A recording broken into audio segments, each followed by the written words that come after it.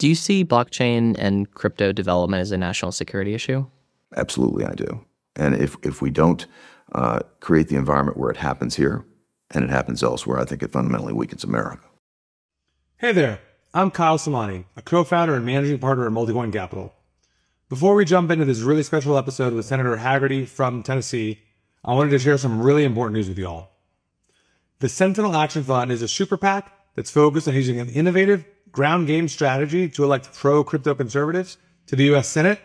And as of the date of this episode, they are now accepting donations in SOL tokens. This is a really big deal. To show our support for this cause, we are proud to announce a $1 million match for all donations made in SOL tokens to the Sentinel Action Fund over the next 10 days. We invite you to join us in our efforts to elect pro-crypto Republicans in the Senate. Any U.S. citizen is welcome to donate. And again, to reiterate, Multicoin Capital is going to match up to $1 million in SOL donations. If you want to make a donation, please just head over to sentinelactionfund.com. All right, now let's get into the episode.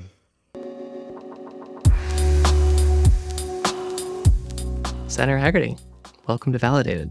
Well, it's great to be with you today. Thank you. Yeah, thanks for joining us today. I've been excited about this. When the concept was first discussed with me, I thought this is a great audience to get a chance to address. Yeah, there's so much that's happened just in the last few months with crypto, U.S. politics, the election obviously taking more of a focus on crypto than I think a lot of us thought. So I want to start out today. When did you first learn about crypto and blockchain technology, and what were some of your early impressions of it? Well, my first engagement with it was back in 2017, 2018, particularly in 2018, the coin check hack that took place in Tokyo. I was then serving as U.S. ambassador to Japan and working very hard in the region to try to stop state actors from acquiring illicit finance.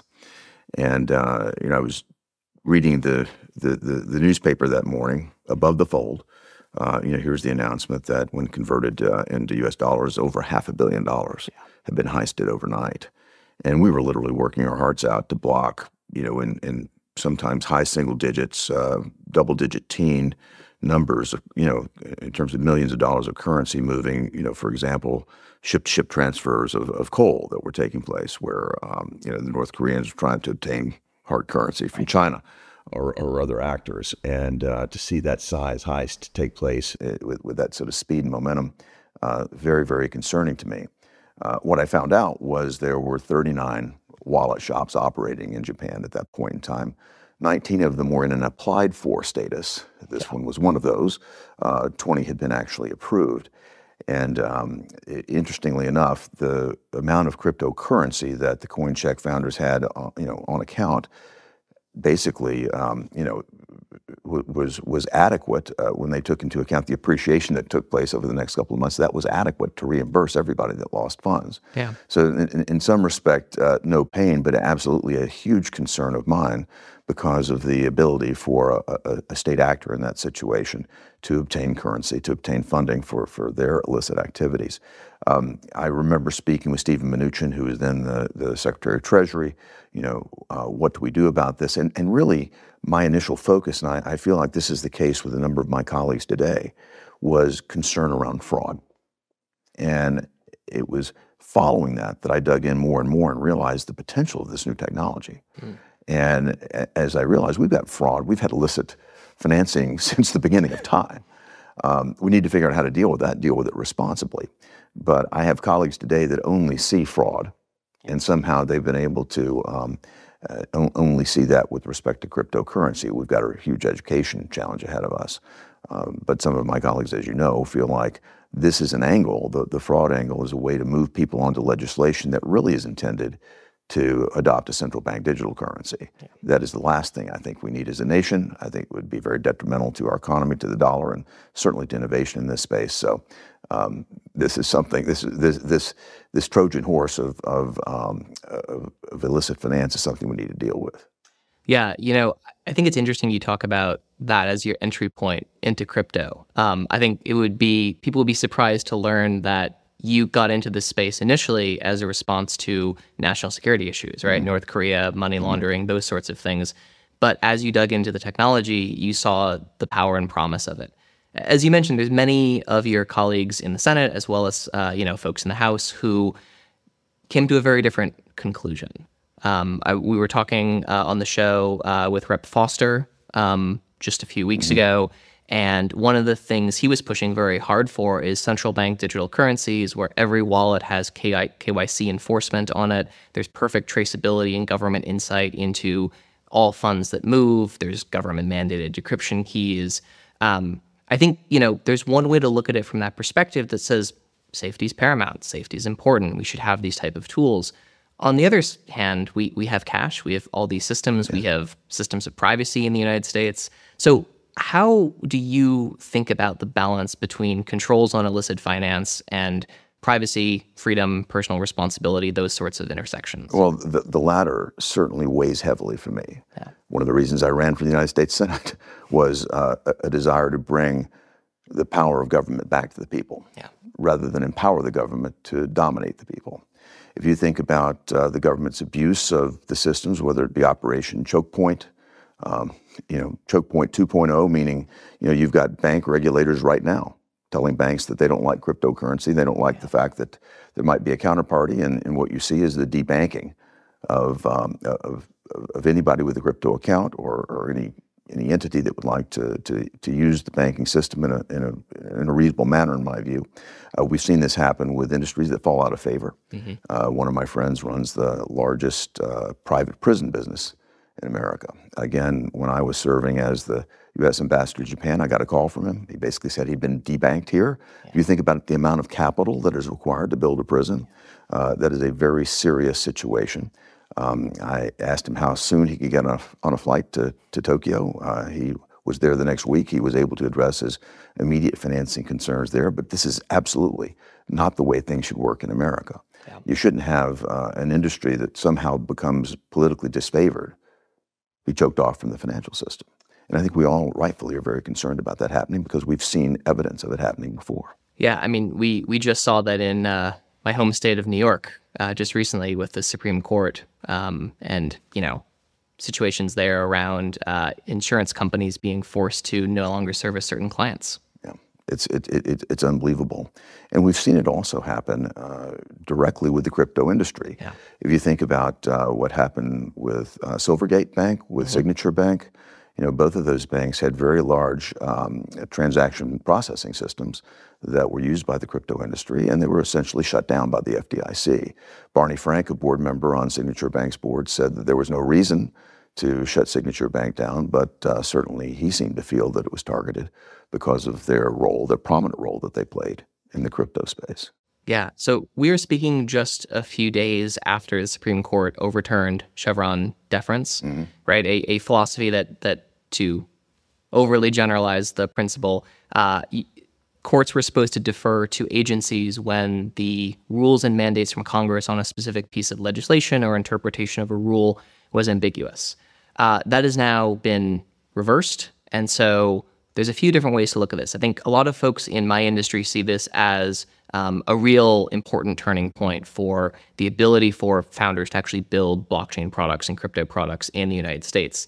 The flip side of it is it does put more pressure on Congress to actually spell out what needs to be done in these sort of situations. So I want to talk a little bit about legislation and how we actually get to a place where we're not just making the United States more friendly for blockchain development, but we're actually able to bring back founders who have already started moving projects overseas.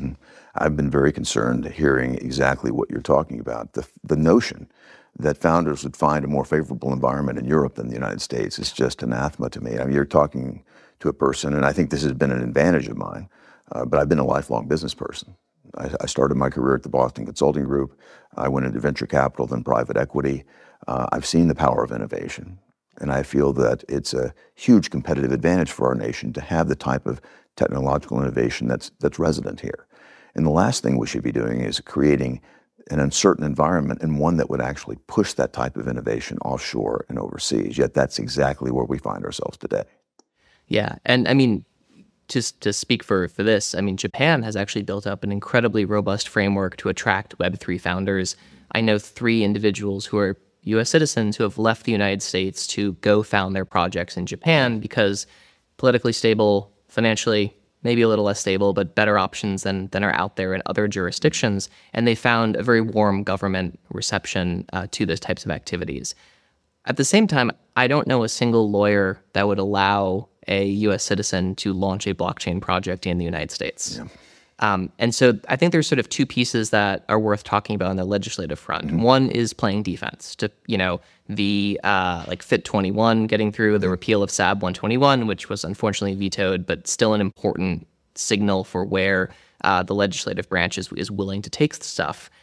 How do we sort of stop just playing defense, though? Because I think a lot of the victories the industry has been celebrating over the last few months are preventing worse things than the current situation. But the current situation is also very difficult for founders to work under. Oh, I think it's terribly difficult. And you think about the change, well, it's got to start with the executive branch. Gary Gensler has been able to move in directions that I would have never thought possible. You talk about coloring outside the lines. He seems to have, a very harsh view toward this industry, and that has been, I think, unfortunate in terms of the uncertainty that it's precipitated, an unwillingness to move, and basically forcing people to file and never act. Yeah. This has been extraordinarily frustrating for the industry, I know, but I also think that it's incumbent upon Congress and the legislative branch to do something. The problem that we have right now is in the United States Senate. The gavel is controlled by Chuck Schumer, and in the Banking Committee by Sherrod Brown. They have been unwilling to bring any legislative markup to the floor or to the committee. And despite recent lip service, despite a favorable vote, I thought, by Chuck Schumer, that vote was only at a 60 threshold. Yeah. It didn't get to 67. 67 is what's required to overcome a veto. The Democrats are not there. Chuck Schumer, in my view, took a meaningless vote. But it does show that Democrats at least are listening, but we have yet to see any action. So how is it in the last few months that crypto has become an election issue? Walk us through from the inside. I mean, this was something that I think a lot of us from the outside have been trying to shout about for years, yes, that we need to increase this. And there's been several champions in the House, a few champions in the Senate, but it was not sort of a party consensus on either side of the aisle that crypto was a major election issue. And it feels like maybe not a major election issue, but it is at least now an election issue. What changed? I certainly think that it is an election issue. And if you think about it, it really is a litmus test. Because in its simplest and frankly at the highest level, in its simplest form, you're talking about whether you favor liberty and freedom or whether you more favor government control and centralization. And this is the ultimate test, right? This is a decentralized product that allows for liberty and freedom. You've got many on the left that would much prefer government control of everything and the ability for the government to come in and dictate how a transaction could occur, to be able to geofence something that they don't want it to happen. This movement toward government control, I think, really should inform voters as to how politically, what the philosophy is behind the party. And what has moved it, I think, front and center is the fact that one of the major candidates, Donald Trump, has actually spoken about this. President Trump is pro-cryptocurrency, pro the crypto industry, I should say. And, being pro-crypto in this environment, I think really has allowed people to wake up and say, wait a minute, there is a political statement here that's being made. And I think President Trump comes at it from a position of liberty and freedom. And also, I've had a number of discussions with him about this. He and I have met with industry leaders together. He sees the potential for technology innovation as significant. He also sees a real infrastructure need here, and one that as a developer himself, he realizes the importance of the infrastructure and the fact that it's got to be built here. He wants it built here, and that very same infrastructure can support other important technologies like artificial intelligence. Do you see blockchain and crypto development as a national security issue? Absolutely, I do. And if we don't create the environment where it happens here and it happens elsewhere, I think it fundamentally weakens America. Yeah. I mean, I think this is something we've been hearing a lot from developers for years at this point. I mean, in 2017, according to the Electric Capital reports, 40% of crypto and blockchain developers and executives were based in the United States. That number's been decreasing at about 2% per year. It's down to about 29% as of last cycle. This year, there's no reason to expect it won't continue to drop. And so, I share your concerns from a national security perspective that we really need to be able to keep this technology being built here? Well, I hope that our viewers today will have some hope from the fact that you've got people in the Senate, you've got presidential candidates that really are paying attention to this right now. And I think as this conversation continues further into the political environment, I think we're going to see an opportunity for real progress. I also would encourage anybody watching or listening to this podcast right now to reach out and talk to their legislator. This is something that, as more of my colleagues are educated on this, as more of my colleagues understand the potential for the technology, I think we'll find a more and more receptive environment for creating an environment here, an ecosystem here, that will allow it to flourish. So the benefit of me doing this podcast with you today, I think, will be direct for my colleagues who happen to hear it. But I would also encourage everybody that's listening today to reach out, to speak to their congressman, their senator, anybody that they know in the system, to try to help facilitate a better understanding here. Yeah, this is largely a group of people that I would say are historically not particularly politically engaged, right? I think there's sort of a myth that everyone in tech is, quite liberal and on that side of the spectrum. And there's certainly some people who are quite politically engaged, but the majority are developers and founders just looking to do their work. These are not people who are, traditional grassroots organizers. They're not sort of coming from a professional political activist standpoint. Yes. How can they actually effectively engage in DC when they really are maybe single issue voters and they've never really engaged in this process before? I've often articulated this frustration that Republicans don't tend to vote as much or not as engaged sometimes as you see the left. Conservatives, frankly, want to be left alone by government. And I think the people on the left, particularly the more radical side of the left, are much more engaged in government control and that type of thing. That gets back to wanting to have a centrally controlled currency, et cetera.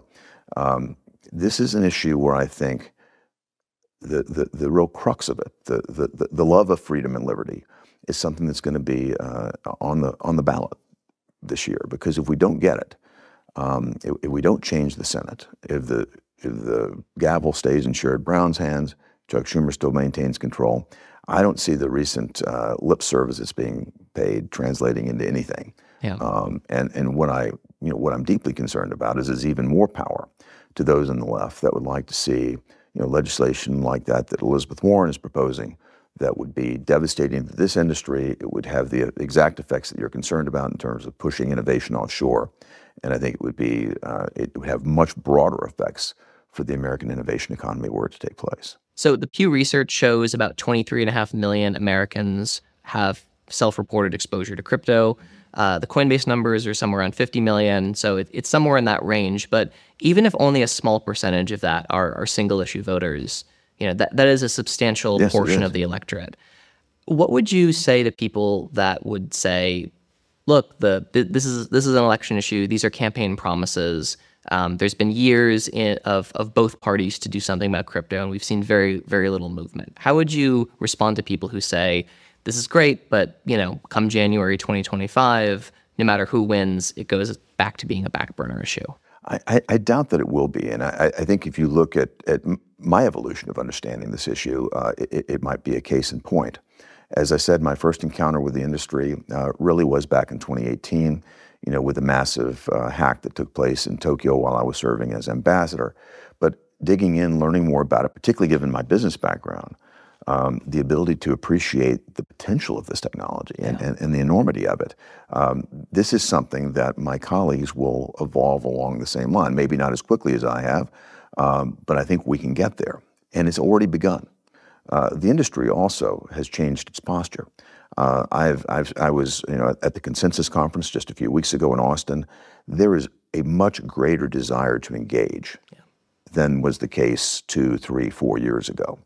And I don't know that that's because of deep concern of the overreach that's taking place right now, coming from the likes of Gary Gensler or from my colleagues in the Senate on the other side of the aisle. But whatever the case, the engagement by the industry will help push my colleagues to understand and appreciate to a much greater extent the potential here. And to the extent we can get this done and get it right, I think that the time is now. So my encouragement is for those people who may be one-issue voters, is vote to get out and do something about it. Because if we don't, We've got 4 more years of bank supervisors and regulators, jawboning, the industry out of business. You've got, staff accounting bulletins that will, have the backdoor effect of crushing the industry. When you can't custody an asset, it's pretty hard to hold it. There are many avenues that are sort of unfurling right now, and I think if you give these overreaching bureaucrats the runway, they'll continue to use it. I think it's going to be up to us to put the gavel. I'd love to see the gavel in the Republican hands to be able to bring legislation and actually work through committee on the banking committee where I serve to get this addressed, to get it done, to create the type of certainty that will make the United States the most competitive environment in the world for this crypto technology rather than the least. Yeah. When you talk about those sorts of components, right? How do we bring the political will, bring the legislation, change some of these operating paradigms that we've seen? I mean, you mentioned just a minute ago, like, oh, what's changed from the crypto industry side? And I think it's that a lot of people took the come in and talk to us open door policy of a few years ago at face value. And they went in and they said, yes, great, we're going to come in and have a conversation with regulators. And the regulators didn't give them any information and instead sent them a Wells notice a few years later. And so that transformation to say, we've tried playing by the rules, it's time to try and change the rules, was a really big moment, I think, for folks in this industry.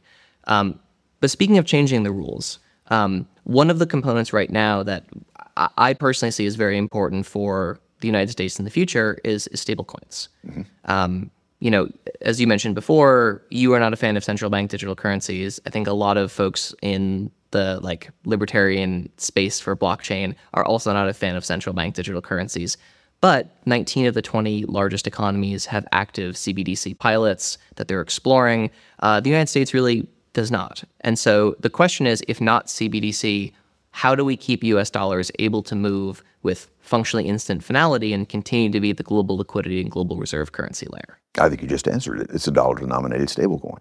And I am all for that, and I'm completely against a central bank digital currency. In fact, I've co-sponsored legislation to block the federal government from ever being able to deliver that. If you think about the essence of it, though, a decentralized, privately issued, dollar-denominated stablecoin is the answer. There are aspects of that the other side of the aisle hates. Decentralized, private sector issued. This is anathema to the left that want to see, very strong and stringent government control. But those of us that have been regulated by agencies, and I'll say this in all fairness, most of my colleagues have not had this type of experience, but on the banking committee, I've invested in banks, I've served on their boards. I've invested in insurance companies and served on their boards. Same for reinsurance. I was on the board of directors of the largest independent futures and commodities firm in Chicago. I have felt the other side of this. And anyone that thinks that the federal government is going to deliver an even-handed, regulatory environment here, particularly when controlled by the left, that see any vehicle of government as a means to achieve their goals, to get around the legislative branch. They've done it in the past, and I think most people are concerned that it could happen in the future. And I'm, again, talking about, choke point 2.0, choke point 3.0, wherever we might find ourselves. With aggressive regulators under an executive branch that wants to do so, using the financial system as a means to achieve goals, legislative goals, policy goals that are well beyond their remit. So we've had this payment stablecoin legislation floating around for probably 18 months now or so. Are you generally supportive of the draft in the form that you've seen it? Are there different changes you'd like to see made? What I'd love to do is get it into the committee environment so we actually can work on it. And as long as Sherrod Brown has had the gavel, he's not done anything about it. You've got an opportunity, I think, in November to change that. I hope we will. But that would allow us to bring it into a committee format. It will allow a talented staff to actually work on it. And as things have proceeded, and again, despite recent lip service to the contrary, the Democrats have shown no interest in doing anything other than harping on legislation that would be destructive to the industry. So how would you respond to those on the left that say, look, we have the Banking Secrecy Act, whether it's constitutional or not is a different debate for a different podcast.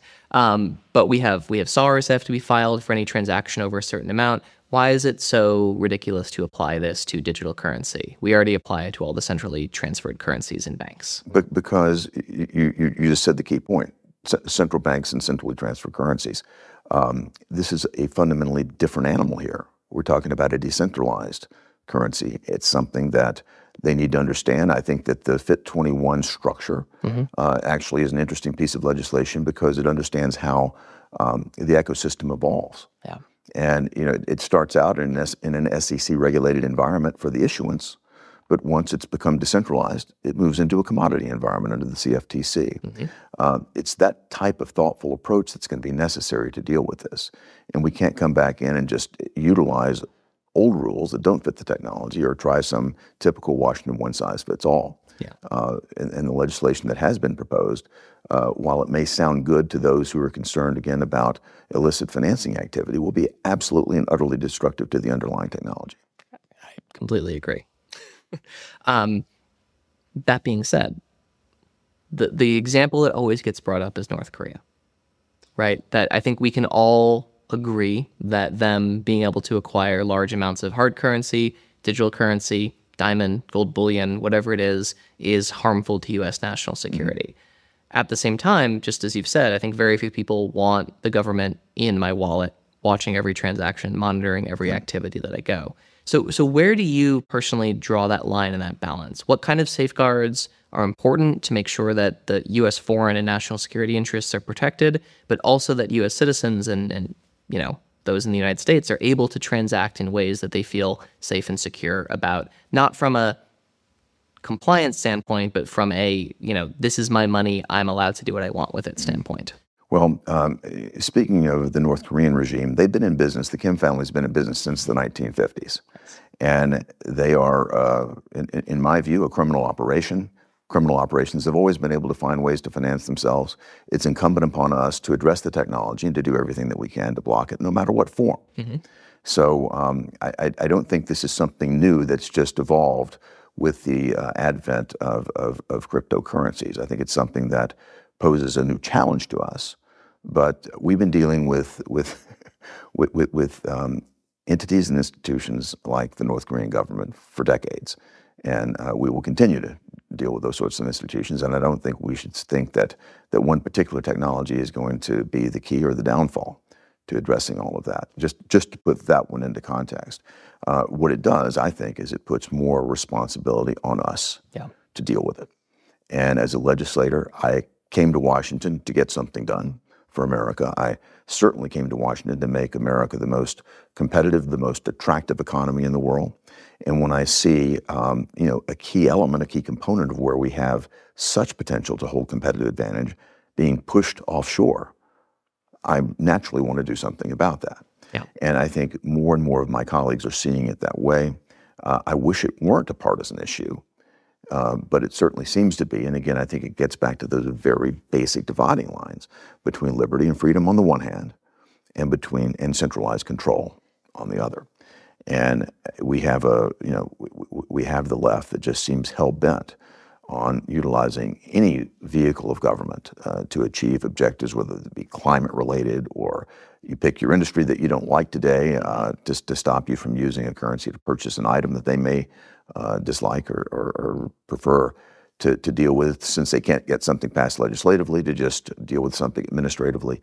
That's not what the founders of our nation signed us up for. I don't believe that's what the American public wants.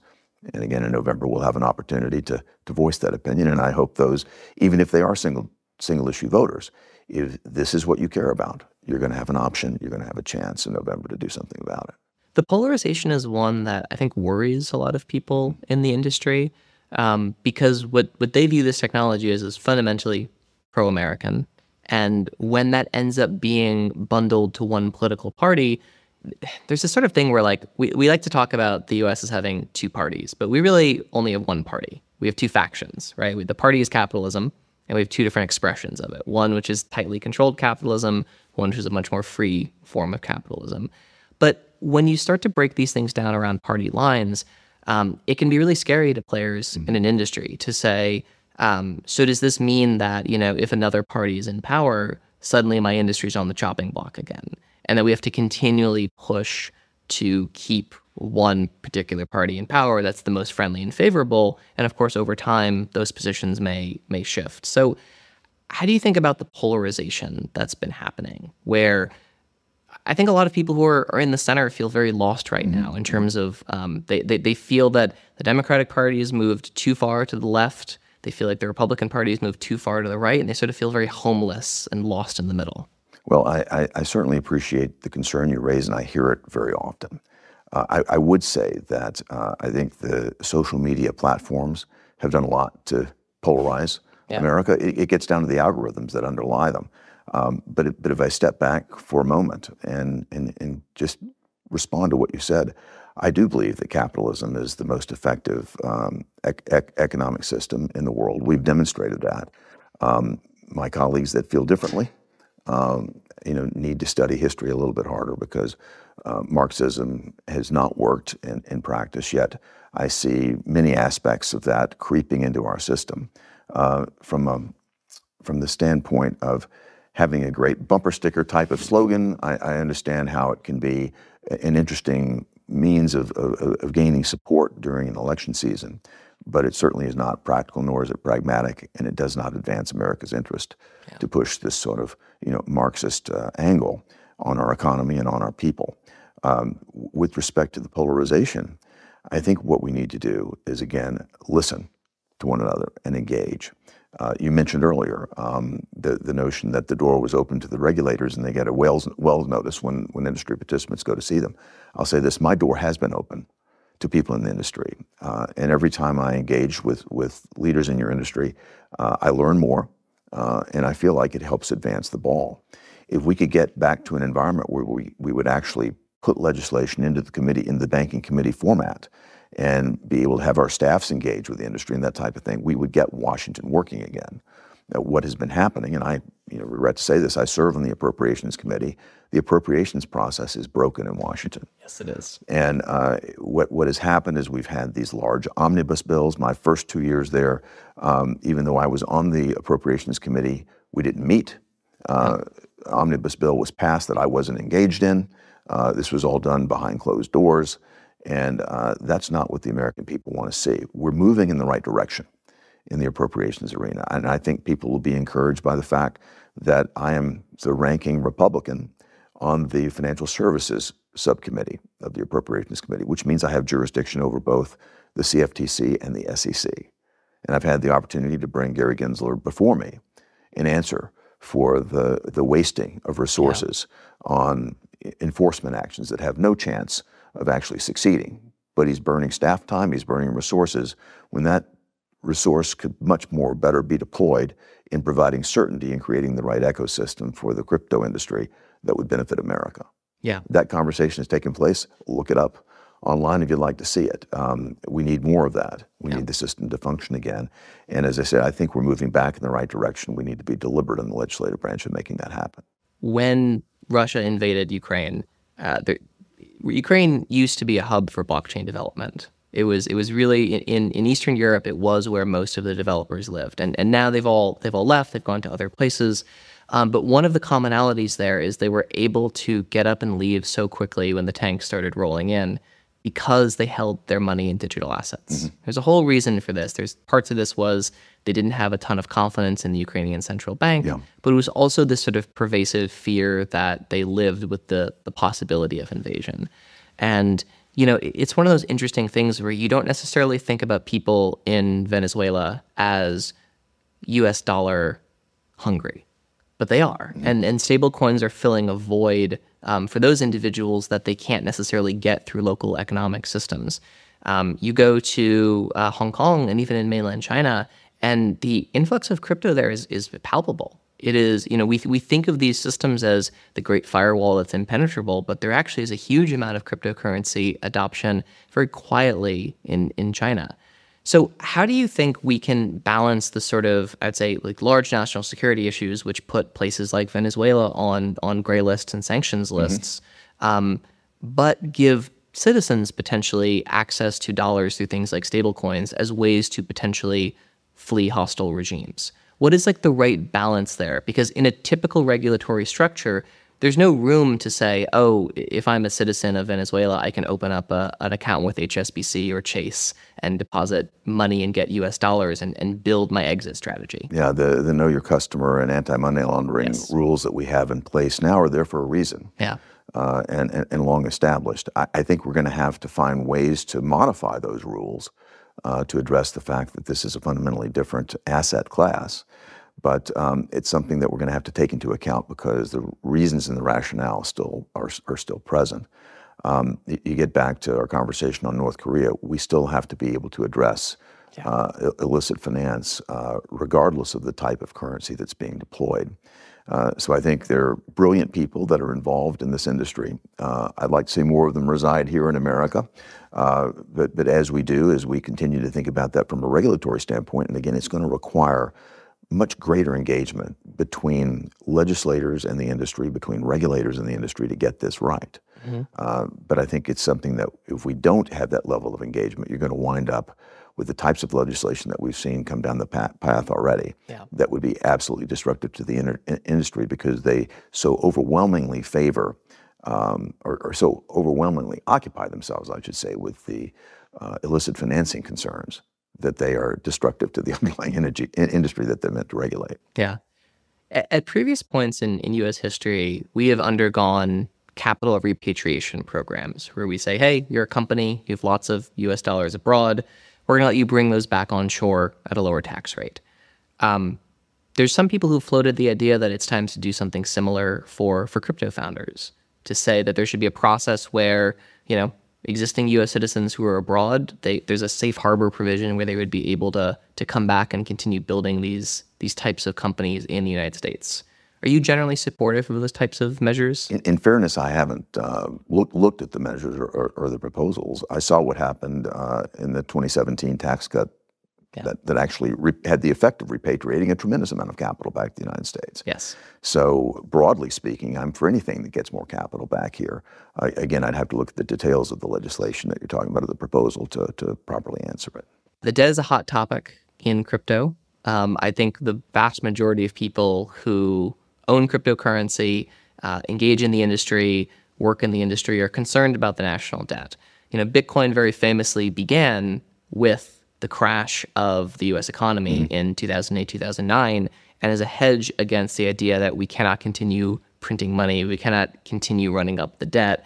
And, we're a number of years on from that, but the Bitcoin thesis remains strong, as in some ways it is a hedge against central currencies and modern monetary theory.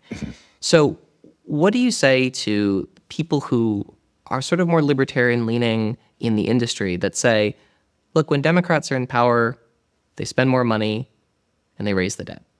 Same for Republicans. And Republicans are in power, they spend more money and they raise the debt. Yeah, it's a bipartisan And someone has to criticism, get this under control. and that's fair. I think that modern monetary theory has been thrown out the window, though, in this administration.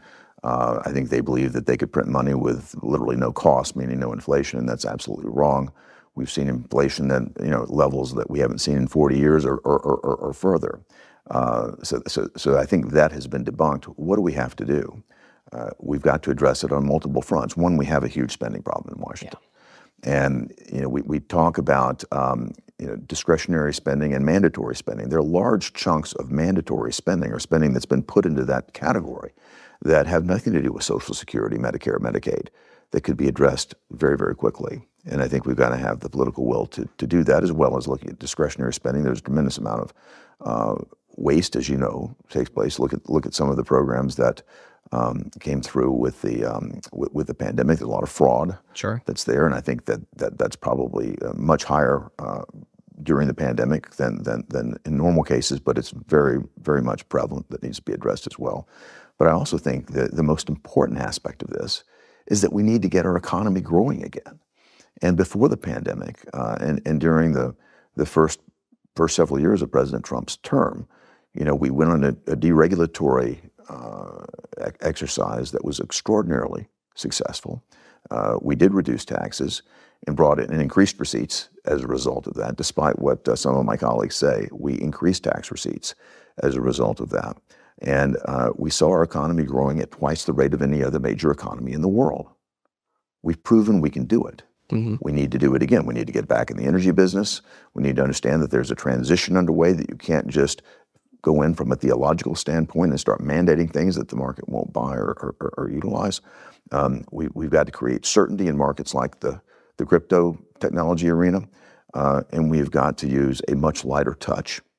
But the possibility in terms of economic growth and basically growing much more rapidly than other nations is something that will inure to our competitive advantage. It will enable us to have a stronger military, and that will make our diplomacy much more effective as well. So we will be, again, in a position where it's a win-win-win at every level. If we can make our economy grow more rapidly, we can increase tax receipts as a result. We can work on curbing the expenditures at the federal government level. And I think state governments have already proven that they can be fiscally responsible and win with that formula. We do it in my state of Tennessee, and we see people coming in droves. Yeah, I think people often underestimate how much of U.S. dollar dominance is the result of the United States Navy. And it's a very, a lot of those connections feel very removed from the day-to-day of most Americans nowadays. Yes, that's true. But if you think about the ability to keep the sea lanes open, and regretfully, we're seeing the converse of that right now in the Red Sea. We've lost control of the Red Sea thanks to the fact that we have stopped enforcing sanctions on Iran from the day that Joe Biden came into office. And if you look at the Houthis and you think that that's anything other than Iranian funding, Iranian technology, and Iranian training, you're mistaken. These are proxies for the Iranians, and they have shut down commerce, at least for certainly illicit commerce on the Red Sea. I understand that Russian and Chinese ships are able to make passage, but certainly not our allies nor Americans. So that's a very real concern, that we rebuild our Navy, that we get back to a posture that we've enjoyed for decades, and the entire world benefits from that. We also see an opportunity. Japan is stepping up, NATO countries are stepping up, but we need to see our allies do more as well. And I think that's becoming more and more obvious as we see the aggression of our adversaries. So I'm hopeful that we will see greater investment, not only in America, but across the whole span of our allies in a national defense and in a Navy that will maintain freedom and the rule of law. So you've been a businessman for most of your career before you went into politics. And if we look at like Chips and Sciences Act, efforts to bring semiconductor manufacturing back to the United States, the majority of them are behind schedule and have not really come to fruition. And in a large part, that's due to a labor market mismatch. That for years we've been pushing a lot of these jobs overseas, and we simply do not have the manufacturing resources on the human side to build these type of facilities. Even when TSMC has come over and tried to build factories in the United States, they found that they're bringing all of the workers over from Taiwan because we just don't have a system that is supporting of the type of manufacturing capacity needed in the United States for this. I worry we're doing the same thing right now with blockchain developers, as we've talked about. But from a more holistic standpoint, how do you view a reversal of these trends? How do you actually get back to a place where, I mean, it's I wouldn't say it's easy, but it's easy to provide funding to certain types of projects. It's easy to say we're going to actually build a lot of these things back in the United States again. But the brass tacks of getting it done is a good deal more difficult nowadays. Yes, indeed it is. I will highlight one point just because I'm the author of the legislation that was aimed at fixing it. Yes. But one of the issues we have is the permitting process here in America. And when my colleagues were excited about passing the Chips and Science Act, that's got a $52 billion worth of direct subsidies, which I hate the fact that we have to do it, but look, it's not a level playing field when you think about what China is doing, when you think about what they're doing in Europe in terms of subsidization. I mean, that is also TSMC's one-year R&D budget. Yeah, you're right. It's a component of it, though. But more important in my mind was fixing the permitting process. And when you looked at it, and I called the CEOs of chip manufacturers around the world when the Chips and Science Act first came up, and I asked them, why aren't you producing in America? And each of them had their reasons, but every single one of them told me this. It takes roughly 5 years to permit a fab in America. 5 years. You think about the pace of technology development. By the time it's permitted, it's obsolete. This is one of the key reasons why it's not happening. So I was able to get, and my colleagues in the Senate know my business background. I was able to get all of my colleagues in the Senate to agree that we got to fix this permitting problem. And we basically came up with a means to cut it down to 18 months. We went to the House with it. There was a big fight over there because there are certain people that believe that anything that shortens the permitting process must somehow be bad for the environment. Yes. That's not the case. What we did was we forced bureaucrats to process in parallel what they had been processing in series. It's as simple as that. And they passed it, not unanimously out of the House, but they passed it. And thanks to the Commerce Secretary, who understood it, I was able to work with her. She understood what I was trying to accomplish. She had President Biden not veto it and sign it into law. So we had a big win there. We've got to keep looking for opportunities like that to take hurdles and barriers out of the way that we create through our own regulatory or legislative process. Back to the human content. I think that's going to happen on a state-by-state basis. Tennessee, again, sets a great example. We've attracted a tremendous amount of capital investment into our state. We are also marrying that with new programs at the community college level, at the technical institute level. I was just at a grand opening for a brand new facility that we're introducing in the western part of our state that's going to be on the premises of the new Ford plant there. But it's called the Tennessee College of Applied Technology. This is absolutely the direction. This is the type of model that can be deployed across the United States.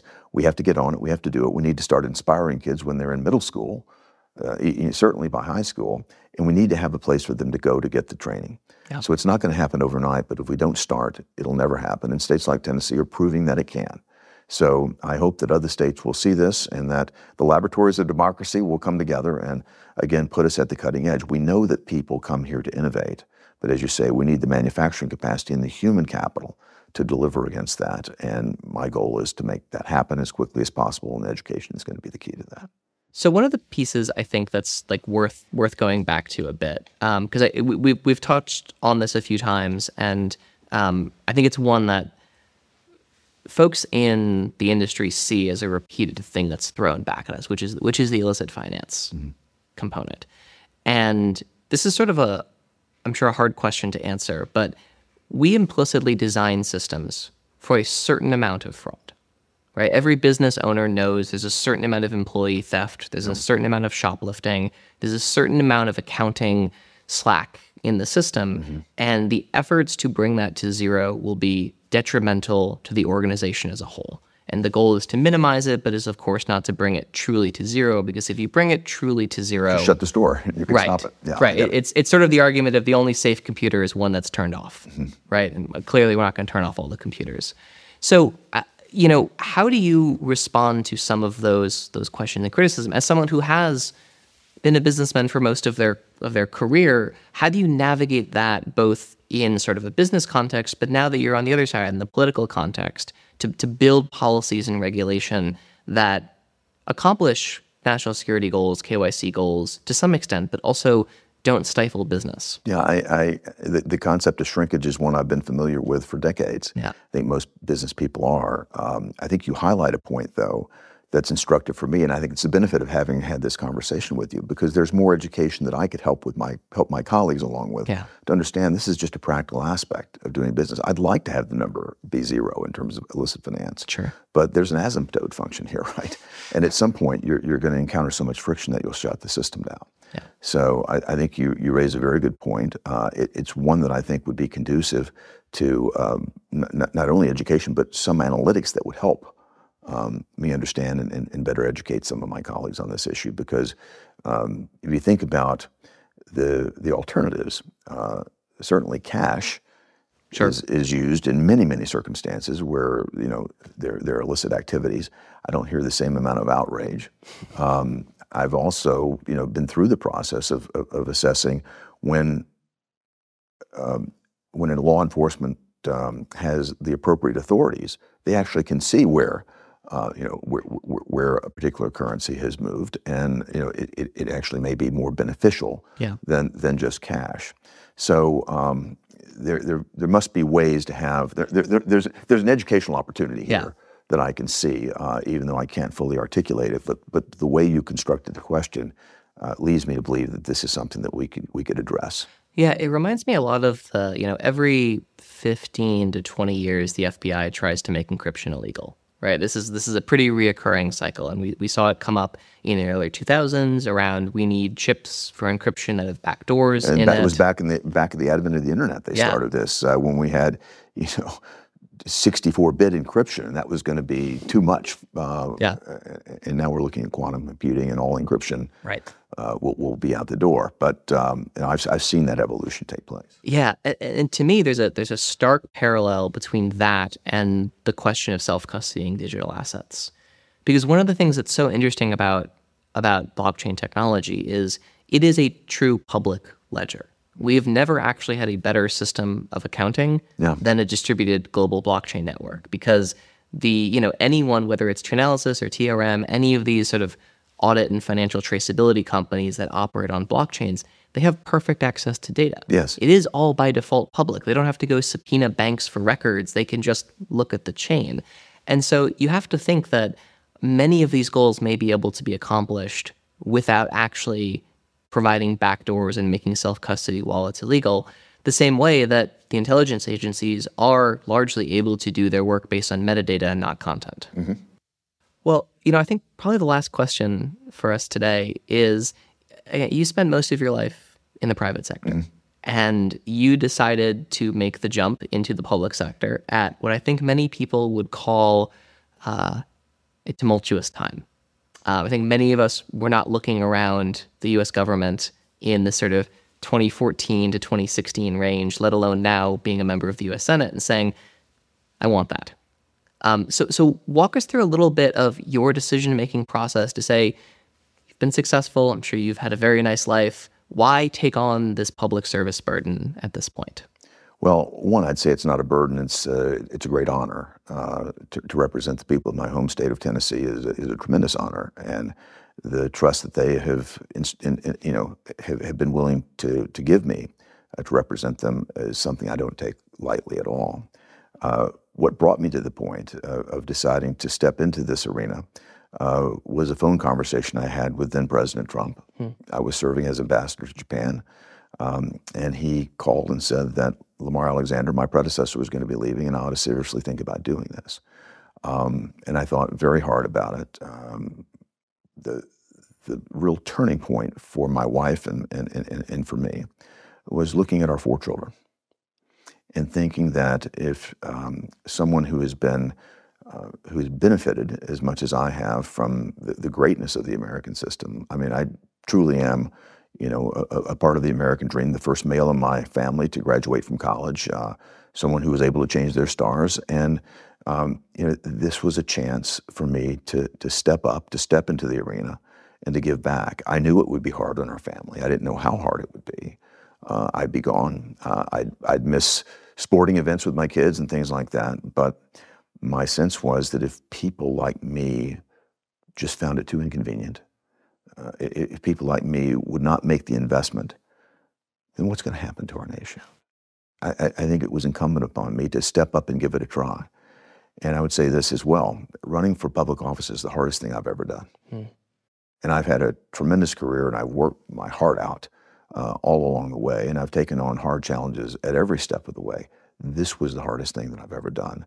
And I would also say it was the most educational thing that I've ever done, because it forced me to meet with and engage with people all across my state and to understand their problems from a very personal perspective.